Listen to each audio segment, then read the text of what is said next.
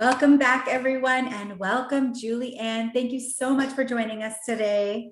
Thanks for having me, Debbie. Excited to be here.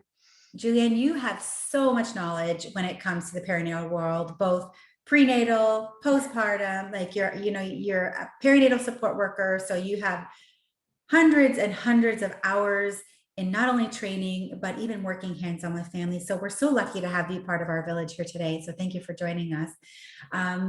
And also I want to mention, and I said this in the previous podcast, you look like you're 25. So you can't possibly be a mother yet. But tell us about your personal as well. Yeah, so I am a mom. I have 7 children of my own. My oldest is turning 25 this month, and my youngest is 8. So, Wow. yeah. Good for you. Thanks. Good for you. The air must be good up there.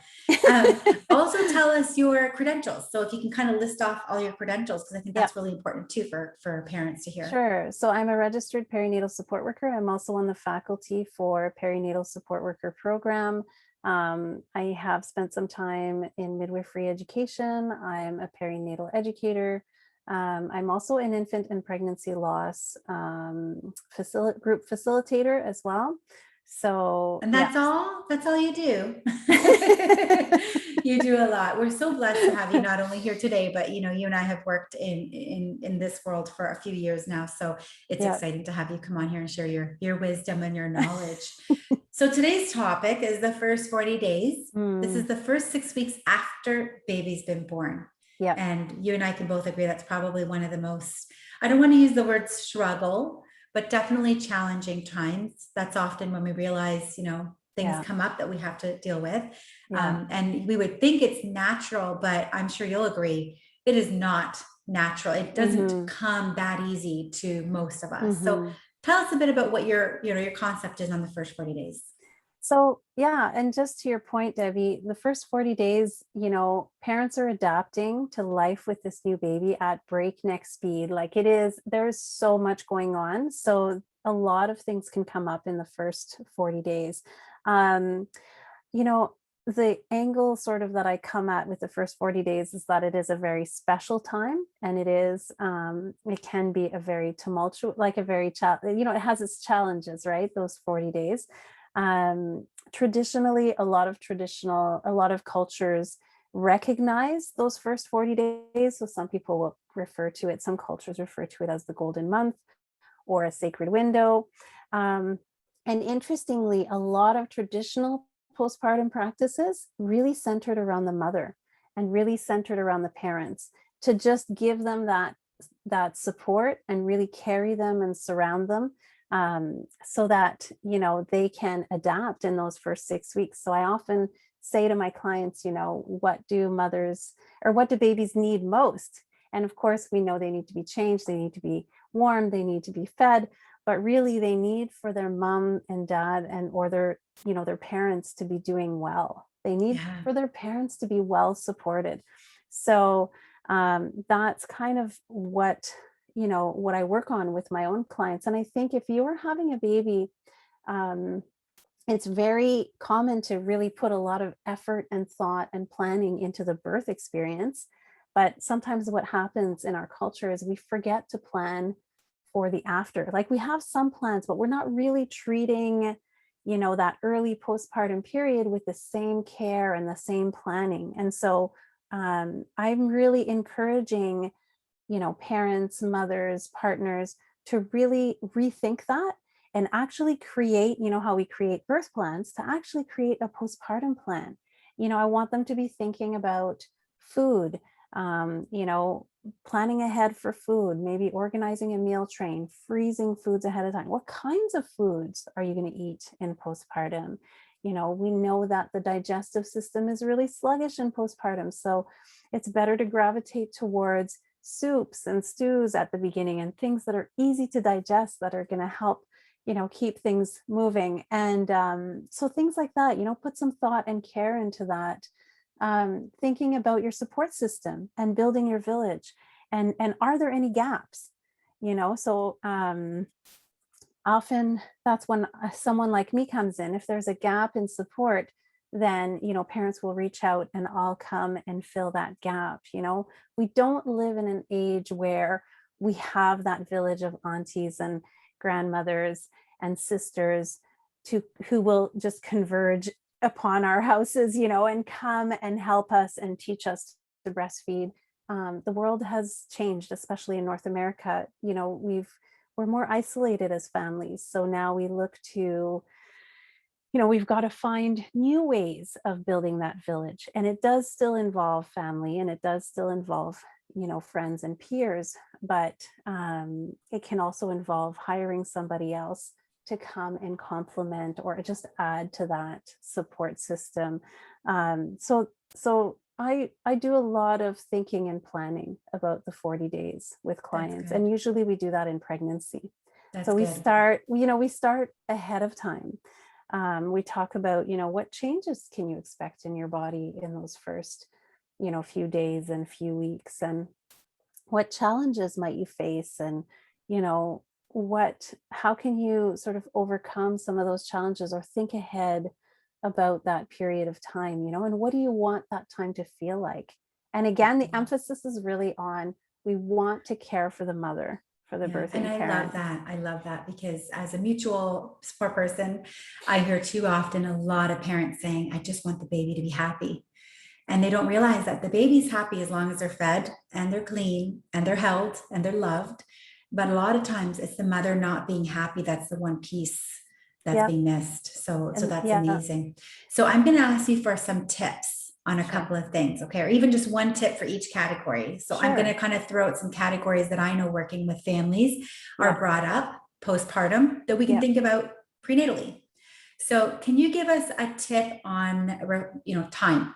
We all know that when we have our babies, they take up a lot of time. Mhm. So maybe a tip on how a mother could gain some time back instead of her doing everything and trying to now cram in another 20-hour day within her already busy 24-hour day. Mhm. So the first thing is to remember that postpartum time is very different from, time. It feels very different from the time in your days before you have that newborn baby with you.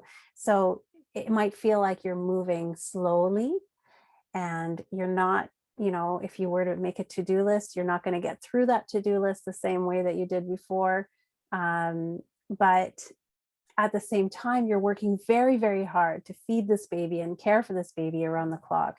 So one suggestion that I have for moms to reclaim a bit of time for themselves, again, support helps. So having extra support so that you can go and have that, long hot shower. You can, um, go rest, and somebody else is there for your baby, so you can kind of really have a good nap where um, you're not on high alert, listening for the baby even while you're sleeping.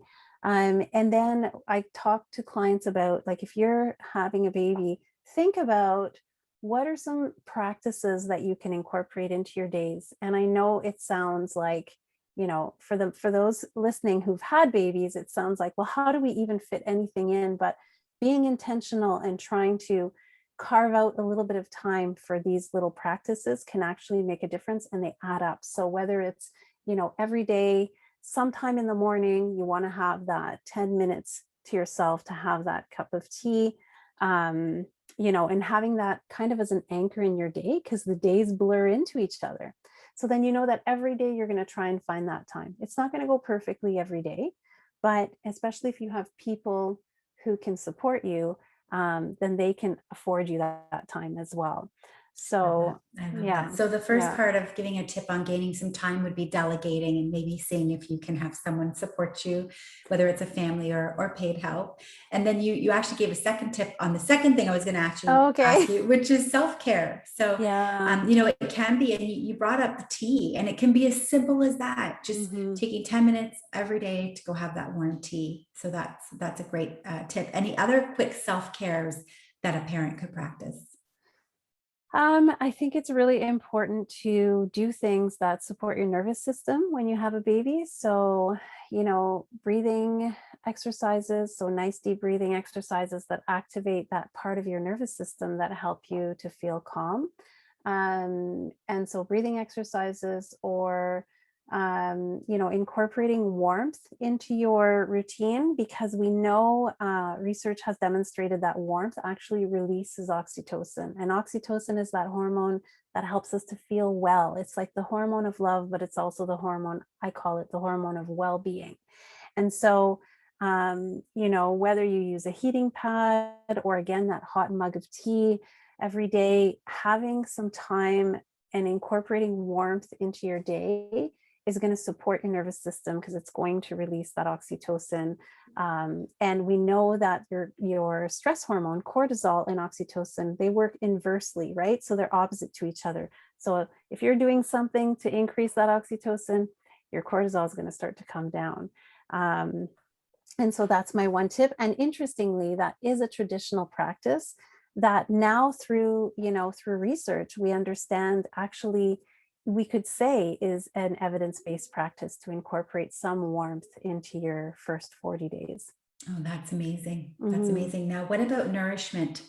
What would you say is your one tip? Something, I think once we get into the postpartum, parents aren't thinking about food, and that it's not going to be as simple to just make food, and that it's not ideal Mhm. to be ordering out all the time. Is there a secret food share that you could help that will support a healing mother, that will support breastfeeding, and that will support even just that oxytocin and just happy feeling? Any suggestions that you've seen over the years? Yeah, well, again, for me, it's all about that warm food. So just maybe thinking about food ahead of time is really important. Soup is a good go-to because you can throw a lot of nourishing food ingredients into soup, and it usually freezes really well, and you can make it ahead of time. I always say, like, a lot of postpartum moms are fueled by peanut butter and toast. That's what I find when I go to clients' homes, is that's all they seem to have time to do is just throw some peanut butter on toast. And that's okay. It's a source of protein. But I try, I think for food, it is about planning ahead, understanding that when you get to those early weeks, you're not going to have a lot of time for food prep, but your body actually really needs a lot of nourishment and really high quality, highly nutrient dense foods, right? And Absolutely. so planning ahead for that, maybe asking for help. If somebody wants to drop off a meal, don't be shy to say, instead of like a cheesy casserole, could you make me a homemade soup? Or could you make me that stew that you made, when we were at your house pre-pandemic, probably, Mhm, mhm. that we loved, or something like that. Don't be afraid to ask for different types of food that are going to nourish you better.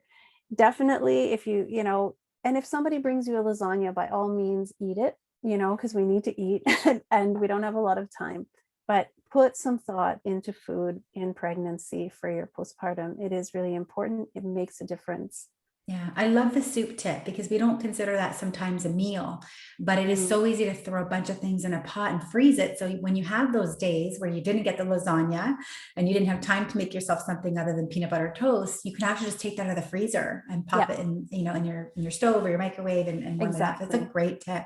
So before we wrap up, what is, I think this is important to talk about because, everyone says this all the time, but I think as a new mom, especially a first time mom, we never really comprehend it.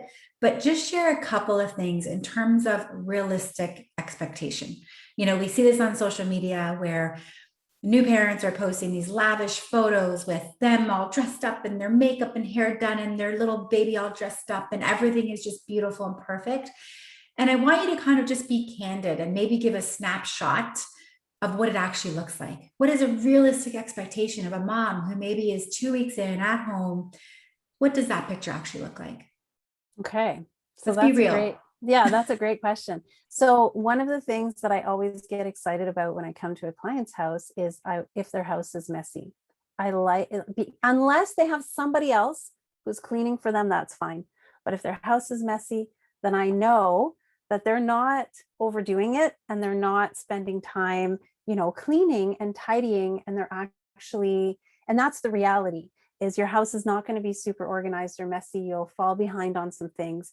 But those first few weeks, rest is so important. And it's a bit hard in today's world to convince people to take more rest because we're so used to being productive and busy, and we're really socialized to think about productivity in a certain way. But taking care of a baby, being at home, the days are blurring into each other, the house is messy. And when I say I'm excited, what I mean is I just know that, okay, this is how it's supposed to look. And if mom was cleaning her house before I got there, then she's certainly overdoing it. That's good. That's good. So Yeah. messy house. So a good snapshot of a mom would be maybe hair in a bun, Yeah. tracksuit on, house messy, and Yeah. her just sitting on the couch with the baby, maybe even watching some Yeah. TV. Maybe clothing is, like the shirt is optional when you're breastfeeding at the beginning. I think it's important. I know it seems like a weird question for some people listening No, for me to it's true. ask, but I think that we're so bombarded with this unrealistic expectation of what a new mom is supposed to be. And Yeah. we over discuss lack of sleep. Mhm. But we talk about that all the time, about how tired a new mom is going to be. But I think it's really misunderstood or under understood. So we know when the Yeah. new baby comes, okay, we're not going to sleep the same and we're going to be tired. But until you're actually living it, you don't realize how bad it is. That's So I right. love that we can Yeah. sort of shed light. So if we recap that, really the expectations are, you're not going to be able to maintain your housework, so don't worry about having a clean house. You are, probably, your hair's in a bun. You might be wearing the same shirt as yesterday, or, you might be breastfeeding your baby on the couch with no shirt on at all. And it is okay. That's why I say, like, I get excited, because I think, this is postpartum. This is what I'm coming into. This is what maybe, a support person, a family member, a perinatal support worker can help you with. That is our role, but that's not your role right now. Right now, your role is to rest, feed your baby, eat, and try and get, as challenging as it is, try and get as much rest as possible. And yeah. I love So that. that's, Well, yeah. because we're wrapping up on this video, and that actually led us on a great thought that I had, for all the moms, all the parents out there that are listening, we'd love to see your snapshots of your hot mess.